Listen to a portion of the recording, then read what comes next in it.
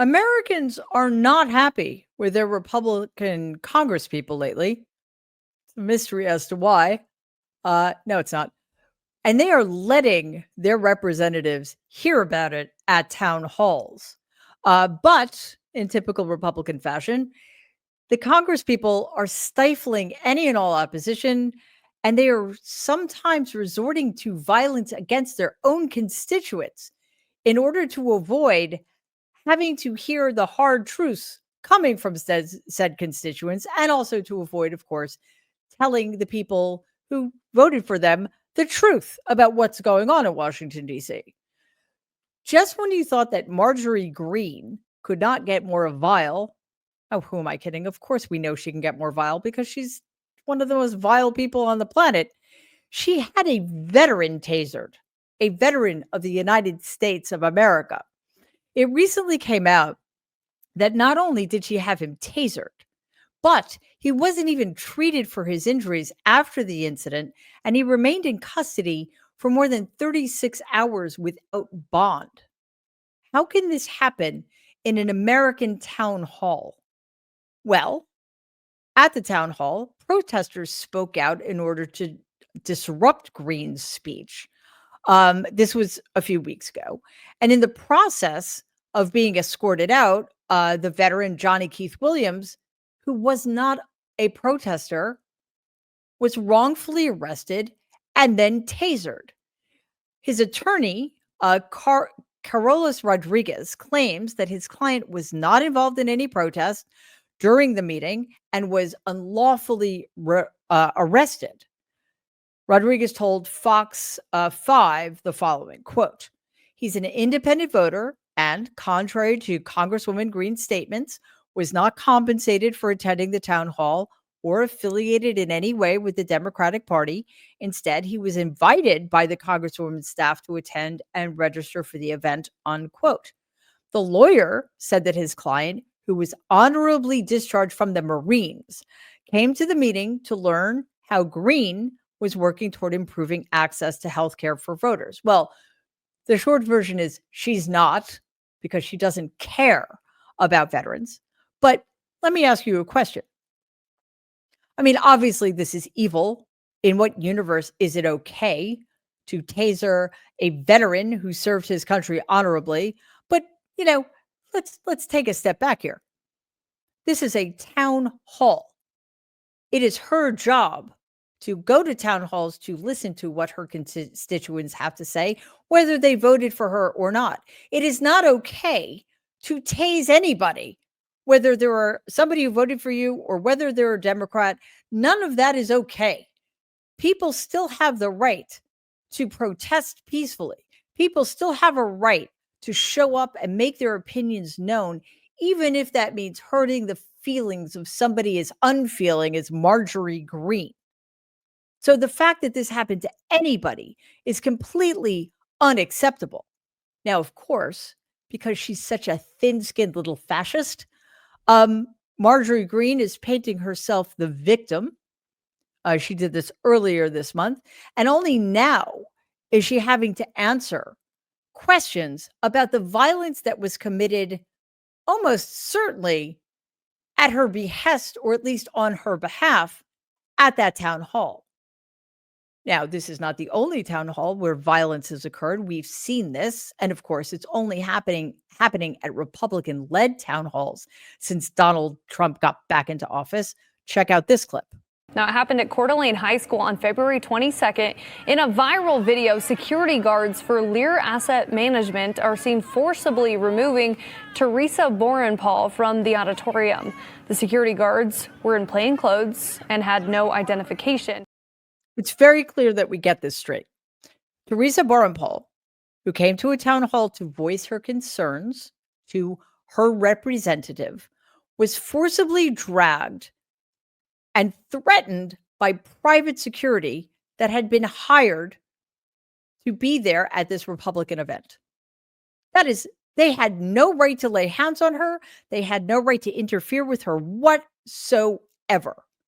Ms. Borenpaul told the New York Times the following, quote, Town halls are intended to foster conversation and discourse across the aisle, which is why I am deeply alarmed that private security dragged me out of the public meeting for simply exercising my fundamental right of free speech, unquote. Thankfully, these men are now being charged with crimes of committing violence against her. I mean, they manhandled her and physically dragged her out of the town hall she had every right to be at and speak at. I mean, these are the brown shirts now. Like, the Republican Party is handing over security to people who have absolutely no business being there in the first place. Now, we have at Republican town halls, when they even bother to show up, the Republicans in Congress are sanctioning violence against veterans, violence against women, violence against anybody who has the audacity to ask these Republicans in Congress to answer for the horrific acts they continue to commit against the United States of America and against their own constituents.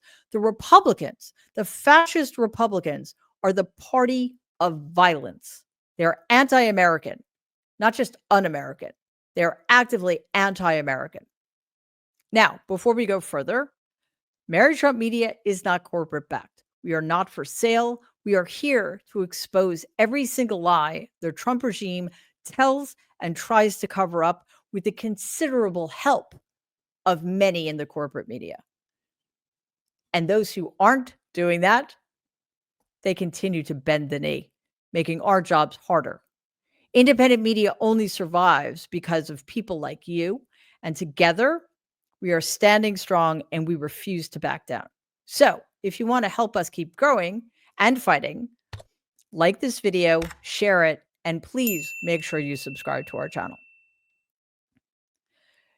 Town halls aren't going much better for other Republicans either. Iowa Senator Chuck Grassley held a town hall last week where he got a bit of a talking to from his constituents who were concerned about the Trump regime's policies, from immigration to tariffs. Watch AP News's coverage of the event. Do your job, Senator. Yes, Trump obeyed the Supreme Court. Trump's not obeying the Supreme Court. He just ignores them. Yeah, screw it. Already in 3 months, we got more emails than all of last year. What does that tell you? That should tell you to have more meetings. We would like to know what you, as the people, the Congress, who are supposed to rein in this dictator, what are you going to do about it? These people have been sentenced to life imprisonment in a foreign country with no due process. First of all, again, it is very heartening to know that people are paying attention, right? So that's phenomenal. But Grassley could not satisfy the frustrated Iowans at his town hall last Wednesday and in other recent town halls, especially when he was asked about Congress's role in all of this. Like, what exactly are the Republicans in the House and the Senate doing to act as a check on the executive branch, which it is their constitutional duty to do? Kilmar Abrego Garcia's completely illegal and unconstitutional deportation, in particular, has been a point of some contention with Iowans at several of Grassley's town halls in counties that Donald won overwhelmingly, pushing Grassley on due process. I think there's a very good possibility that most of the people at these meetings were Republicans, were people who voted for Grassley, but they are alarmed by the unconstitutional, reckless behavior being exhibited by the Trump regime, and the fact that people like Grassley are just standing by and doing nothing about it. Garcia's arrest is what led Kumar Wickrashminga to attend his first town hall with Grassley last week in Fort Madison. The 62-year-old immigrant to the United States came here from Sri Lanka in 1986, and ever since, he's lived in the small Iowa town, also becoming a naturalized U.S. citizen. He said he feels scared for the first time since he left Sri Lanka. He wanted Grassley to, quote, assure people like me nothing will happen, that he won't end up in an El Salvador prison, unquote.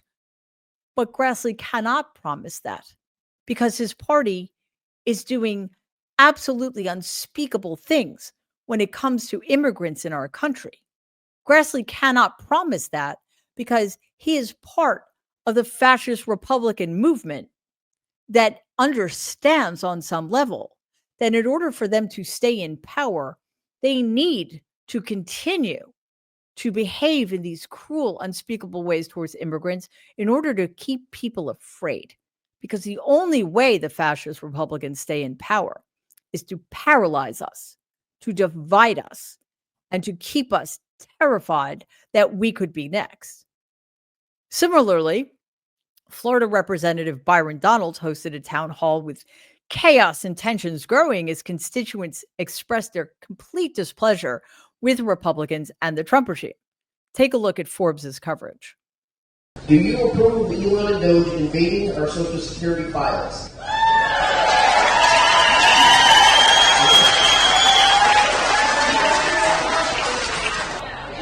Elon Musk and Doge have been authorized by the President of the United States.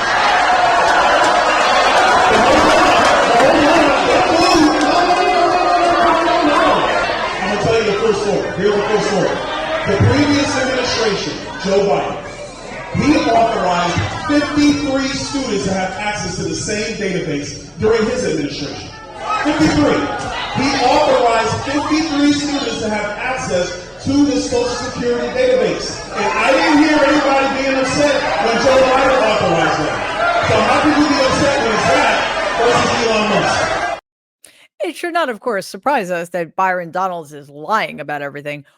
What is a little alarming, however, is that he's a sitting member of Congress who doesn't understand what his job is. It doesn't matter if Donald Trump authorized Elon Musk and Doge. That is not how it works. But Donalds refuses to do his constitutional duty to act as a check and balance on this completely reckless administration because he, too, is a fascist. So, clearly, constituents are extremely unhappy with the state of our country, and they understand that the Republican Party is entirely at fault here. They do not want to hear about Joe Biden anymore because last I checked, he hasn't been president since January 20th. So Republicans in Congress, however, don't want to hear anything from their constituents that calls them to account. They are so incapable of hearing the truth, hearing the anger, processing what's actually going on here, that they are making up an absurd list of rules in order for people to attend their town halls at all. Representative Lawler of New York held his first town hall of the year in West Nyack this week, and clearly he is completely terrified. Why? Well, because he sucks. There's that. And two, he is in a very swingy swing district in New York, and he is hanging on by his fingernails at this point.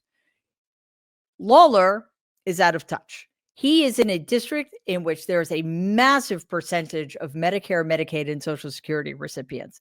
And he is part of a party that wants to, if not entirely dismantle, severely undermine those agencies that so many of his constituents depend on. But he doesn't care because he is all in with the Trump regime. And he is betting that his best shot of staying in power is to stay on Donald Trump's good side. See, these people do not care about their voters. They don't care about their constituents, but they don't even care about the people who actually cast their votes for them. That's how far gone this is. So, if you can believe it or not, Donald was not very happy with all of these disruptions and disruptors. Of course, he had plenty of blame to place on other people because he's a child who has never taken responsibility for anything except the fictional great things he thinks he's actually done or not done, I should say. So he took to his failing social media site to rant about his and the Republican Party's unpopularity, writing, quote, The radical left Democrats are paying a fortune to have people infiltrate the town halls of Republican congressmen, women, and senators. These great patriot politicians should not treat them nicely. Have them immediately ejected from the room. They are disruptors and troublemakers. You must allow your audience to know what you are up against, or else they will think they are Republicans and there is dissension in the party. There is only love and unity. Republicans are happy with what is taking place in our country. We all love it, America, unquote. Well, Donald, first of all, it's always bad form to use words like love and unity in sentences when you don't know what those words mean. So, pro tip, stop that. Also, Democrats are not paying people to crash rallies in town halls. The people showing up, one, they are deeply concerned American citizens. They are deeply concerned about where this country is right now and where it's headed. Also, they just really hate your guts. So, there's that. I will never forget that. And we are going to spend the rest of the Trump regime, hopefully, which will be short-lived, reminding you every day, not just how much we hate you and everything you're doing, but just how incompetent and unfit you are every minute you sit in that Oval Office. Please take a second and like and share this video. It'd be awesome if you could subscribe to the channel. If you're listening to us in podcast form, please follow us and give the show a 5-star rating because it really does help other people find our content. Thanks.